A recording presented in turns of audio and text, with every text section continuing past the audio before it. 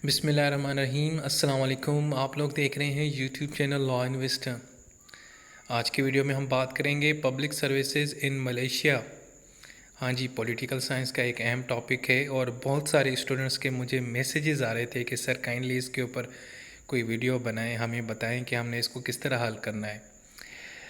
इसमें कोई शक नहीं, ये एक थोड़ा मुश्किल टॉपिक है इस वजह से क्योंकि हमारे पास जितनी भी बुक्स अवेलेबल हैं पाकिस्तान के अंदर या गाइड्स अवेलेबल हैं उसमें पब्लिक सर्विसेज इन मलेशिया के हवाले से जो चीज़ें मौजूद हैं वो बहुत टफ़ मौजूद हैं।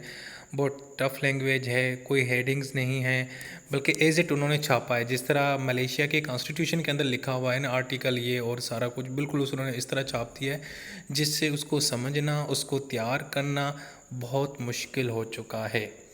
लेकिन मैंने आप लोगों के लिए कोशिश की है, बहुत सारी रिसर्च की है इसके ऊपर और मुख्तलिफ़ जो है ना रिसोर्सेज से मैंने इसको निकाला है और उसको ऑर्गेनाइज़ किया है और उसकी हेडिंग्स बनाई हैं ताकि आप लोगों के लिए मैं जितना हो सके ये क्वेश्चन इजी करूं, क्योंकि ये बहुत आसान क्वेश्चन है। इसमें कोई ये जो कॉन्सेप्ट है इतना कोई टफ़ नहीं है, लेकिन इसका जो मटेरियल है या जिसकी जो लैंग्वेज लिखी हुई है मलेशियन कॉन्स्टिट्यूशन के अंदर वो बहुत टफ़ है।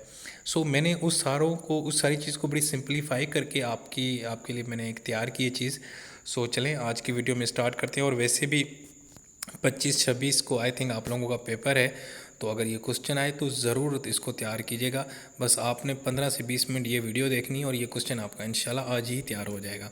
चलें फिर आज की वीडियो स्टार्ट करते हैं जी। सबसे पहले इंट्रोडक्शन। अब सिविल सर्विस और पब्लिक सर्विस, इसका क्या मतलब होता है? पब्लिक मतलब अवाम, सर्विस मतलब खिदमत। अवाम की खिदमत के लिए एक जो काम किया जाता है उसको पब्लिक सर्विस कहते हैं या सिविल सर्विस। सिविल का मतलब भी होता है जो सिविल लोग हैं उनकी खिदमत करना। पूरी दुनिया में जितने भी कंट्रीज़ हैं उनके अंदर एक पब्लिक सर्विस का एक कॉन्सेप्ट मौजूद है, या पब्लिक सर्विस का ऐसे कहें कि एक मुकम्मल एक डिपार्टमेंट्स मौजूद हैं जिनका काम सिर्फ़ और सिर्फ माफ़ कीजिएगा, जिनका काम सिर्फ़ और सिर्फ आवाम को सर्विस प्रोवाइड करना है, उनको सहूलियात देनी है, उनका ख़्याल रखना है, उनको एजुकेशन देनी है, उनको सेहत देनी है, उनके ट्रांसपोर्ट के मसाइल, उनके पानी के मसाइल, जितने भी मसाइल्स हैं, जितनी भी चीज़ें हैं, जो भी गवर्नमेंट जो भी चीज़ प्रोवाइड करती है, कोई भी सर्विस देती है तो वो किसके ज़रिए देती है? पब्लिक सर्विस के ज़रिए देती है। तो पहले तो ये समझ लें कि सिविल सर्विस या पब्लिक सर्विस उस चीज़ को बोला जाता है जिसके ज़रिए आप आवाम को कोई फ़ायदा पहुंचाते हैं। और ये कौन देता है फ़ायदा? गवर्नमेंट। लेकिन गवर्नमेंट किसके ज़रिए? पब्लिक सर्विस के ज़रिए। अगर आवाम एक तरफ गवर्नमेंट हो और एक तरफ आवाम हो तो उनके बीच में ये चीज़ होती है पब्लिक सर्विस। और ये पब्लिक सर्विस जो ऑफिसर्स होते हैं इनका काम ये होता है कि ये आवाम को और गवर्नमेंट को आपस में जोड़ते हैं। गवर्नमेंट ऐलान करती है कि आज हमने एजुकेशन का इतना फ़ंड दे दिया, आज से हमने पैसे जारी कर दिए हैं रोड बनाने के लिए, लेकिन वो चीज़ आवाम तक कैसे पहुंचेगी? वो कौन काम करेगा? पब्लिक सर्विस ऑफिसर, जिसको हमारे यहाँ पाकिस्तान में ब्यूरोक्रेट भी बोलते हैं, ब्यूरोक्रेसी भी बोलते हैं। ठीक है ना बच्चों? एक्चुअली जो पब्लिक सर्विस या सिविल सर्विस का जो डिपार्टमेंट है उसका काम है आवाम को और हुकूमत को आपस में जोड़ना। और हुकूमत जो भी चीज़ें, जो भी पैकेजेस या स्कीम्स या पॉलिसी या फंड्स या कुछ भी ऐसी चीज़ देती है तो वो आवाम तक किस तरह पहुंचती है और किसके ज़रिए पहुंचती है? वो पब्लिक सर्विस के ज़रिए पहुंचती है। इसके लिए फिर क्या होता है कि गवर्नमेंट क्या कहती है, कुछ लोगों को हायर करती है, उनको जॉब्स देती है और वो पब्लिक सर्विस ऑफिसर बन जाते हैं और वो फिर आवाम और गवर्नमेंट के बीच में एक ब्रिज का काम करते हैं और गवर्नमेंट की जो भी पॉलिसीज़ हैं उनको इम्प्लीमेंट वो कराते हैं, जिनको पाकिस्तान में आप पब्लिक सर्विस ऑफिसर भी बोलते हैं, सीएसएस ऑफिसर भी बोलते हैं, और जो पीएमएस करते हैं पंजाब के अंदर उनको पीएमएस ऑफिसर भी बोलते हैं। मुख्तलिफ़ किस्म के ये पब्लिक ऑफिसर्स अवेलेबल होते हैं जिनका काम सिर्फ गवर्नमेंट की पॉलिसीज़ को इम्प्लीमेंट करना होता है और आवाम को सर्विस प्रोवाइड करना होता है। इसी तरीके से बच्चों मलेशिया के अंदर भी ये एक कॉन्सेप्ट मौजूद है जिसका नाम है पब्लिक सर्विसेज। आर्टिकल 132 से लेकर 148 तक ये जितने भी आर्टिकल्स हैं ये पब्लिक सर्विसेज के बारे में डिस्कस करते हैं, बात करते हैं। कहाँ पे? मलेशिया के अंदर। और पार्ट 10, ये जो 10 उनके जो कॉन्स्टिट्यूशन का 10वां हिस्सा है उसके अंदर ये सारी चीज़ें मौजूद हैं। सो ये तो हो गया इंट्रोडक्शन। आपको ये भी चीज़ समझ आ गई कि पब्लिक सर्विस क्या होती है, सिविल सर्विस एक ही बात है, और उनका काम क्या होता है, और ये किस लिए बनाया जाता है। ठीक है दोस्तों। अच्छा जी, अब आर्टिकल 132 के अंदर पब्लिक सर्विसेज जो बताई गई हैं मलेशिया के अंदर, वो कोई 7 एग्ज़ाम की हैं। मतलब 7 डिफरेंट कैटेगरीज़ की पब्लिक सर्विस प्रोवाइड की जाती हैं, मुख्तलिफ़ किस्म की चीज़ें मुहैया की जाती हैं। नंबर 1 एक है general public service of the federation. Federation क्योंकि वहाँ पे फेडरल गवर्नमेंट है, जिस तरह पाकिस्तान के अंदर बच्चों एक फेडरल गवर्नमेंट मौजूद है ना। देखो सूबों के अंदर अपनी हुकूमत है, जैसे सिंध में गवर्नमेंट है, Punjab government, Balochistan government, KP government, लेकिन एक और गवर्नमेंट है, आपने अक्सर नाम सुना होगा, उसका नाम है फेडरल गवर्नमेंट। उस फेडरल गवर्नमेंट का एक कमीशन बना होता है, वो अपनी एक सर्विस प्रोवाइड करती है लोगों को, तो उसका नाम दिया जाता है जनरल पब्लिक सर्विस। और पाकिस्तान में उस इदारे को क्या बोलते हैं आपको पता है? उसको बोलते हैं federal public service commission, FPSC, जिसके ज़रिए CSS के एग्ज़ाम्स होते हैं। हाँ जी। उसके बाद है joint public service. Joint public service जिसमें सूबों के भी सर्विस कमीशन मौजूद होते हैं और फेडरल के भी मौजूद होते हैं जो सेंट्रल पे। इसी तरीके स्टेट पब्लिक सर्विस, यानी जो वहाँ की रियासतें हैं या सूबे हैं उनके पब्लिक सर्विसेज। इसके अलावा आर्म्ड फोर्सेस, वहाँ की जो आर्मी है उसका भी एक पब्लिक सर्विस कमीशन बना होता है, जिसमें वो आर्मी के लिए जो है ना लोगों को रिक्रूट करते हैं, उनके एग्ज़ाम लेते हैं। जिस तरह पाकिस्तान के अंदर आपको पता है ना ISS भी होता है। उसके अलावा जो है ना शॉर्ट सर्विस कमीशन होता है, जिसमें डॉक्टर्स और इंजीनियर्स को आर्मी के अंदर भर्ती करते हैं। ये क्या है? ये पब्लिक सर्वेंट हैं। ठीक है।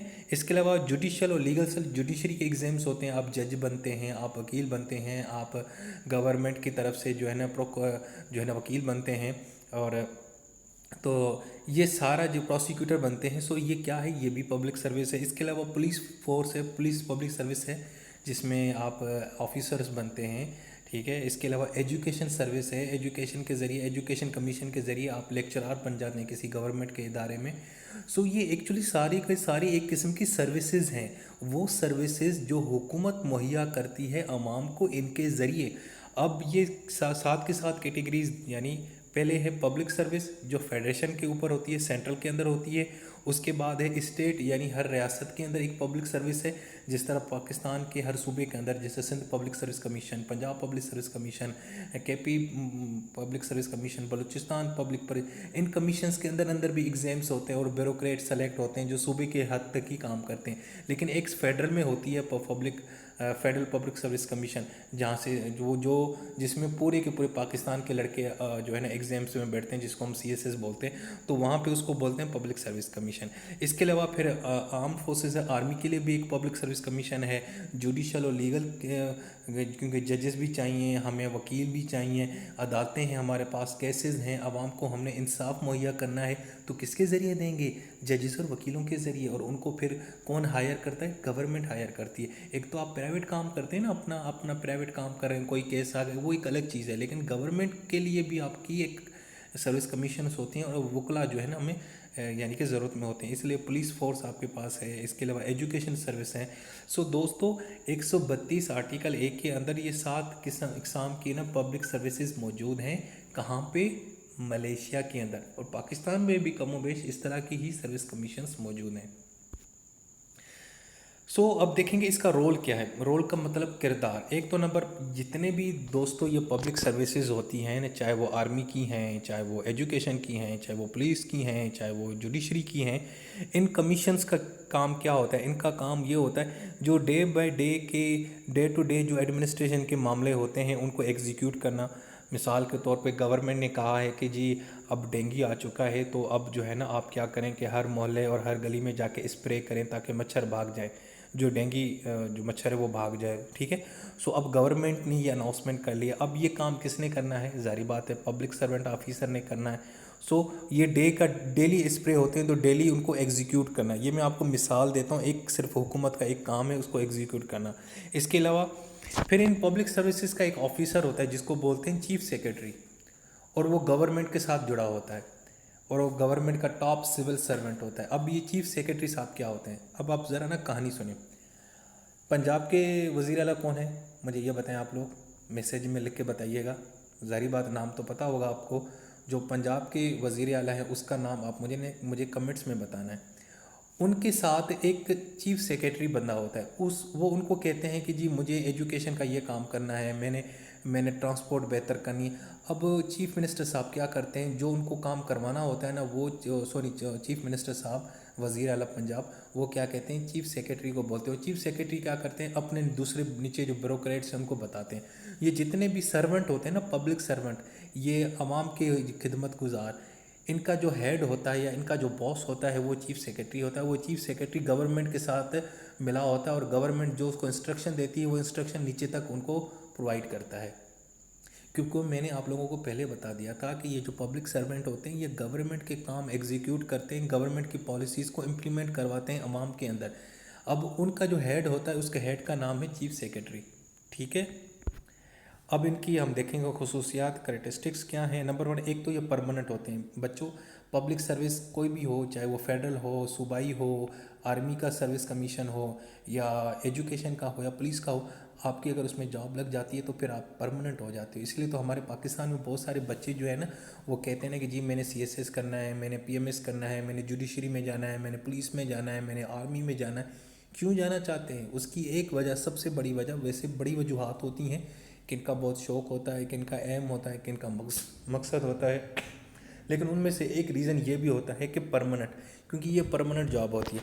गवर्नमेंट किसी की भी हो, चाहे PTI की हो, नून लीग की हो, पीपल्स पार्टी की हो, किसी भी की हो, ABCD, लेकिन ये कभी जॉब से नहीं जाती क्योंकि ये 60 साल तक काम करते रहते हैं। एक ये हो गया। इसके अलावा ये बड़े प्रोफेशनल होते हैं, इनका कोई ताल्लुक़ नहीं होता किसी भी जमात से।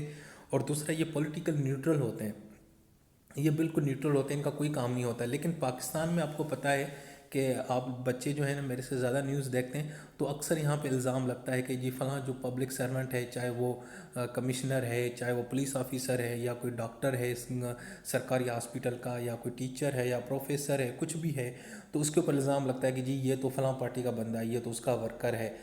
हालांकि वो पब्लिक सर्वेंट है लेकिन काम करता है फ़लाँ पार्टी के लिए, फ़लाँ जमात के लिए। सो ये इल्ज़ामात लगते हैं, लेकिन टेक्निकली ये न्यूट्रल होते हैं, इनका कोई काम नहीं होता। कोई भी किसी की भी गवर्नमेंट हो, चाहे वो खान साहब की हो, चाहे वो जरदारी साहब की हो, मियाँ नवाज़ शरीफ को, किसी की हो, इनका काम यह है कि भाई वो जो उनको इंस्ट्रक्शन देंगे उसको इम्प्लीमेंट करेंगे। अगर नून लीग चाहती है कि जी मैंने ऑरेंज ट्रेन बनानी है, तो जी आपने ब्यूरोक्रेट ने क्या करना है, चुप करके ऑरेंज ट्रेन पे काम करना है। अगर खान साहब की हुकूमत कहती है मैंने एहसास प्रोग्राम के ज़रिए गरीबों को जो है ना हेल्थ कार्ड देना है, तो वो चुप करके उसके ऊपर काम करेंगे। सो ये न्यूट्रल होते हैं। तो ये तो पब्लिक सर्विसेज की कैरेक्टरिस्टिक्स होती हैं। यहाँ पे जो मैं आपको बताता हूँ ना पब्लिक सर्विसेज, इसका मतलब ये, इसमें ये सारी पब्लिक सर्विसेज आती हैं, joint, state, armed, judicial, legal, police, education, ठीक है। मैं इन सब को आपका एक वो बता रहा हूँ। अच्छा जी, इसके अलावा अब इनकी ऑर्गेनाइजेशन क्या होती है, देखें दोस्तों। इनकी ऑर्गेनाइजेशन वैसे ना डिपेंड करता है आपका एजुकेशन बैकग्राउंड, और डिपेंड करता है कौन सा डिपार्टमेंट है। आर्मी की जो पब्लिक सर्विसेज हैं उनका थोड़ा अपना एक स्टाइल है, जो फेडरल पे जो पब्लिक सर्विस कमीशन है उसका थोड़ा बहुत अपना एक क्राइटेरिया है। इसके अलावा जो सूबाई लेवल पे है स्टेट, उसका अपना होता है। अब और मलेशिया के अंदर क्या होता है कि जितने भी ये पब्लिक सर्विसेज हैं ना, उनको मुख्तलिफ आर्डर के ज़रिए मैनेज किया जाता है। जैसे स्टैंडिंग आर्डर्स होते हैं, सर्विस आर्डर्स होते हैं, जनरल आर्डर्स होते हैं। अब ये आर्डर्स कौन देता है उनको भाई सीधी सी बात है, चीफ सेक्रेटरी जो उनका बॉस है। और वो चीफ सेक्रेटरी को कौन बोलता है, गवर्नमेंट बोलती है, हुकूमत बोलती है। उस वक्त की कोई भी हुकूमत होगी वो चीफ सेक्रेटरी को बोलोगी कि अपने ब्यूरोक्रेट से, अपने पब्लिक सर्वेंट से ये काम कराओ, और वो आर्डर जारी करेगा और उस आर्डर के तहत उन्होंने काम करना होगा। मैं आपको एक मिसाल देता हूँ। आपको पता है आजकल आज के दिन जो ये मुल्तान रोड है लाहौर का, यहाँ पे ना जो है ना तहरीक लबैक पाकिस्तान वालों ने धरना दिया हुआ है। अब कल क्या हुआ है ना, चीफ सेक्रेटरी साहब ने एक ऑर्डर जारी किया जिसमें जो पुलिस ऑफिसर्स को कहा है कि जी आपने इस इलाके की ना सिक्योरिटी सख्त कर दें, चेक एंड बैलेंस कर रहे हैं, और इंटरनेट वगैरह भी थोड़े बहुत किस जगह पे उन्होंने बंद कर दिए। अब ये ऑर्डर जारी किया गया, और ये ऑर्डर किसने जारी किया, चीफ सेक्रेटरी ने जारी किया, क्योंकि वो पब्लिक सर्विसेज का सबसे बॉस होता है, ठीक है। इसके अलावा ये फिर ऑर्डर्स जारी किए जाते हैं, और ये आईनी होते हैं, ये कानूनी ऑर्डर्स होते हैं। इसके अलावा ये पब्लिक सर्विस के जो मेंबर्स होते हैं उनके ग्रेड्स बने होते हैं। ठीक है। आप कमिश्नर है, फिर डिप्टी कमिश्नर है, असिस्टेंट कमिश्नर, इस तरह के सारे ग्रेड्स होते हैं। पुलिस के अंदर भी ग्रेड्स होते हैं, आर्मी के अंदर भी ग्रेड्स होते हैं, ठीक है ना। कैप्टन है, मेजर है, फिर आप लेफ्टिनेंट कर्नल है, ब्रिगेडियर है, इस तरह के रैंक्स, तो इस तरह में इनके भी ग्रेड बने होते हैं और उस हिसाब से उनको सैलरीज और जो है ना प्रिविलेजेस मिलते हैं। जैसे 17 ग्रेड है, 18 ग्रेड है, 19 ग्रेड है, 20, 21, 22, ठीक है। अच्छा जी, इसके अलावा मलेशिया के अंदर जो पब्लिक सर्विस है ना वो इंडिपेंडेंट है, वो जनाब किसी के असर रसूख में नहीं रहती। वो मतलब कोई भी गवर्नमेंट हो वो उसके अंडर नहीं होती, वो अपने हिसाब से काम करेगी। आपने उसको जो काम बोला है वो मेरिट के ऊपर उसका काम करेगी। ये डिपेंड नहीं। अब मिसाल के तौर पे एक हुकूमत है 5 साल की चली गई तो उसके बाद वहाँ की जो ब्यूरोक्रेसी है, जो सर्वेंट है, वो भी चले जाएंगे? नहीं, वो हमेशा रहते हैं। सो वो आज़ाद होते हैं। ये नहीं है कि गवर्नमेंट चली गई, 5 साल तब्दील हो गए, इलेक्शन हो गई, नई गवर्नमेंट आ गई और जो पब्लिक सर्विस ऑफिसर्स हैं वो तब्दील हो जाएंगे, ऐसा बिल्कुल नहीं होता। वो बिल्कुल आज़ाद होते हैं। अब इनकी आज़ादी किस तरह क्यों होती है, इसकी वजूहत है। नंबर 1, एक तो अगर ये आज़ाद होंगे, पब्लिक सर्विस इंडिपेंडेंट होगी, तो इससे ये होगा कि कंटिन्यूटी होती, कि हुकूमत ने एक मतलब रियासत के बेटा काम होते हैं ना, चलते रहते हैं मुसलसल हेल्थ एजुकेशन के ऊपर। अगर आप ऑफिसर्स को हटा देंगे, ठीक है, एक जगह पे रोड बन रहा है, वहाँ पे मिसाल देता हूँ, 5 साल से एक रोड बन रहा है और अब 5 साल के बाद दूसरी हुकूमत आई और अपने वहाँ से बंदे हटा के अपने बंदे रख ले, तो वो जो काम रोड बन रहा था वो बन पाएगा? नहीं ना। इसीलिए उनको चाहिए कि वो वहाँ पे रखें ताकि ये जो रियासत के एडमिनिस्ट्रेशन के मामलात हैं वो चलते रहें, कंटिन्यू रहें। इसीलिए ये आज़ाद होते हैं। ये हुकूमत आए गए इनसे इनका कोई ताल्लुक़ नहीं होता। इसके अलावा इससे जो है ना ये इंटीग्रिटी और इम्पार्शलिटी शो करते हैं। इनका मकसद सिर्फ़ और सिर्फ कि जो है ना आवाम को ना जो है ना फ़ायदा पहुंचाना होता है। ये नहीं देखते कि वो उनका मतलब पॉलिटिकल एफिलिएशन से कोई ताल्लुक़ नहीं है। ये अगर गढ़ मिसाल के तौर पे इस इलाके के अंदर नून लीग जीत गई है या पीपल्स पार्टी जीत गई है या पीटीआई जीत गई है, इससे कोई फ़र्क नहीं पड़ता। उन्होंने काम करना है चुप करके, क्योंकि इन्होंने आवाम को देखना होता है। दूसरा, जो पब्लिक सर्विस होते हैं वो हमेशा इम्पार्शल एडवाइस देते हैं गवर्नमेंट के बंदों को, क्योंकि इम्पार्शल का मतलब है कि हमेशा एक न्यूट्रल देंगे। वो कहेंगे कि सर अगर हमारे पास मिसाल देता हूँ, मिसाल ये है कि गवर्नमेंट कहती है कि जी मैंने जो है ना चुबरजी से लेकर अपना फिरोज़पुर रोड के बीच में एक ना फ्लाई ओवर बनाना है या कुछ भी यार अंडरग्राउंड कोई इस तरह की चीज़ बनानी है, तो हमारा ये है। तो ब्यूरोक्रेसी उसको बताएगी कि आया उसके लिए आपके पास फंड्स हैं, कितना खर्चा लगेगा और ये क्या प्रैक्टिकली मुमकिन है कि नहीं है। तो ब्यूरोक्रेसी ने एक हमेशा इम्पार्शल एक खलूस के साथ और एक हकीकत पे ना मबनी एक नसीहत या एडवाइस करेगी। इसके अलावा वो जितने भी ह्यूमन रिसोर्सेज होंगे उसका इस्तेमाल अच्छे से करना है, उसका ये मतलब होना चाहिए, मकसद भी होना चाहिए कि जितनी भी उसके पास रिसोर्सेज हैं, गवर्नमेंट ने जो भी उसको फंड्स दिए हैं, पैसे दिए हैं, मशीन्स दी हैं, लोग दिए हैं काम करने के लिए, उनसे अच्छे से काम ले। इसके अलावा और कि जो पब्लिक सर्वेंट हैं उनको इतना मजबूत बनाएं कि वो मेरिट पे काम करें, वो किसी के प्रेशर में आके, किसी पॉलिटिशियन के प्रेशर के अंदर आके काम न करें। सो ये है पब्लिक सर्विस। इसीलिए ये पब्लिक सर्विस ऑफिसर जो है ना इंडिपेंडेंट होती है, चाहे वो कोई भी गवर्नमेंट हो, ये हमेशा अपना काम करते रहती है। मलेशिया के अंदर भी इस तरह है और पाकिस्तान में भी इसी तरीके से है। अब देखते हैं जी powers of public service commission. अब एक्चुअली वैसे तो जितनी भी सर्विसेज ये पब्लिक सर्विसेज हैं ना, जो मैं आपको पहली स्लाइड में बता चुका हूँ दोस्तों, जैसे जॉइंट है, स्टेट है, आर्म्ड है, जुडिशल है, पुलिस है, एजुकेशन है और जनरल पब्लिक है। तो अब इसकी जो पावर्स हैं ना, इन सब की पावर्स कमो बेश एक ही जैसी होती हैं। तो इनको मैंने सबको कंबाइन करके ये पावर्स बनाई हैं यहाँ पे। तो हम अब इसको डिस्कस करते हैं। अच्छा जी, सबसे पहला काम है अपॉइंटमेंट। ये जो कोई भी पब्लिक सर्विस कमीशन होता है ना, चाहे वो स्टेट का है, चाहे वो पंजाब का है, सिंध का है, बलूचिस्तान के पी।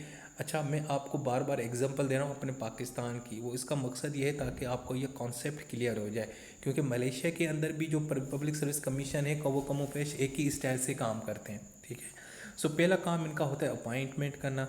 हाँ जी, इन्होंने क्या करना है कि इन्हें अपॉइंट करना है। पब्लिक सर्विस ने लोगों के एग्ज़ाम्स लेने हैं, फिर उसमें से सेलेक्ट करेंगे। जिस तरह सीएसएस का एग्ज़ाम होता है बिल्कुल इसी तरीके से अपॉइंट करते हैं और उनको फिर मुख्तलिफ जगहों पे पोस्टिंग करते हैं। इसके अलावा कंफर्मेशन ऑफ सर्विस, अगर कोई बंदा काम वो बाज़ औक़ात कुछ पब्लिक सर्विस कमीशन ना, आपको पता है ट्रायल पीरियड के लिए या टेम्परेरी कुछ माह के लिए उनको चाहिए होते हैं बंदे, तो वो ऐड देते हैं अखबार में और बहुत सारे नौजवान आप जैसे मेरे जैसे अप्लाई करते हैं। तो वो 6 महीने का कॉन्ट्रैक्ट होता है, काम कर लेते हैं। अगर समझते हैं कि यार 6 महीने के काम तो पूरा हो गया लेकिन वो बंदा काम का है, वो हमें आगे ज़रूरत हो सकती है, तो वो उसका जो टाइम पीरियड है वो कंफर्म भी कर सकते हैं और वो परमानेंट भी हो जाता है। आप अक्सर खबर सुनते हैं ना कि जी मैं पब्लिक सर्विस में गवर्नमेंट का मुलाजिम था, मैं कॉन्ट्रैक्ट पे था, कुछ माह का कॉन्ट्रैक्ट था, अब मैं पब्लिक परमानेंट हो गए हूँ अल्हम्दुलिल्लाह, और वो खुशियाँ मनाते हैं। तो एक्चुअली यही वही चीज़ है जिसको हम बोलते हैं कन्फर्मेशन ऑफ सर्विस। आगे चलें, ठीक है। उसके अलावा पेंशन देखें, अगर आप सरकारी मुलाजिम हैं, आप किसी कमीशन के ज़रिए गए थे, तो ज़ाहिर बात अगर आपने मलेशिया के अंदर 3 से ज़्यादा साल वहाँ पे काम किया है तो फिर आप पेंशन के हकदार होते हैं। जब आप रिटायर होंगे तो फिर आपको एक मखसूस किस्म की पेंशन मिलेगी। वो डिपेंड करेगा आपका कौन सा ग्रेड था और आपकी कौन सी सर्विस थी और आपकी सैलरी कितनी थी। इसके अलावा ट्रांसफ़र, हाँ जी, इस कमीशन का काम है किसी भी ऑफिसर को देखें जैसे फेडरल पब्लिक सर्विस कमीशन है ना, उसका काम क्या होता है कि वो जो एग्ज़ाम कलेक्ट करती है उसके बाद CSS में जितने भी ऑफिसर्स होते हैं ना, इनको ये ट्रांसफ़र भी कर सकते हैं कि जी मिसाल के तौर पे अगर मैं ब्यूरोक्रेट हूँ तो मुझे लाहौर से कराची भेज सकते हैं, कराची से पेशावर भेज सकते हैं, ये ट्रांसफ़र हो सकते हैं। इसके अलावा प्रोमोशन, इनको प्रोमोट कर सकते हैं, इनकी सीनियरिटी पे बेस के ऊपर भी कि आप जितने सीनियर हैं उस पर भी प्रोमोट होते हैं, बाज़ औक़ात आपकी परफॉर्मेंस के ऊपर भी प्रोमोट होते हैं।